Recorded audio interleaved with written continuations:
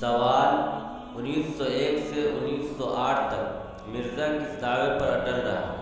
جواب: ذلی نبی ہونے کا دعویٰ پر اس کے الفاظ یوں ہیں: میں بروزی طور پر حضرت صلی اللہ علیہ وسلم اور بروزی رنگ میں تمام کمالات محمدی مع نبوت محمدیہ کے میرے آئین ذریت میں منعکس ہیں۔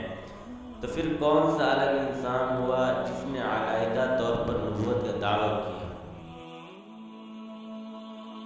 سوال: مرزا قادیانی نبوت اور رسالت دونوں میں سے کس چیز کا دعوے دار تھا؟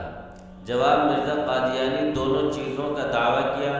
مرزا قادیانی کہتا ہے میں رسول بھی ہوں اور نبی بھی ہوں، یعنی بھیجا گیا بھی اور خدا سے غیب کی خبریں پانے والا بھی۔ سوال: مرزا کے مستقل صاحب شریعت ہونے کا دعوے کا کوئی ثبوت دیجیے۔ جواب: مرزا کہتا ہے یہ بھی تو سمجھو کہ شریعت کیا چیز ہے جس نے اپنی وحی کے ذریعے سے چند امر اور نہیں بیان کیے اور اپنی امت کے لیے ایک قانون مقرر کیا، وہی صاحب شریعہ ہو گیا۔ بس اس تعریف کی روح سے ہمارے مخالف ملزم ہیں، کیونکہ میری وحی میں امر بھی ہیں اور نہیں بھی۔ سوال: ان تمام دعووں کے برخلاف اپنی حقیقت کے بارے میں خود مرزا قادیانی کا کوئی ایک شعر سنائیے۔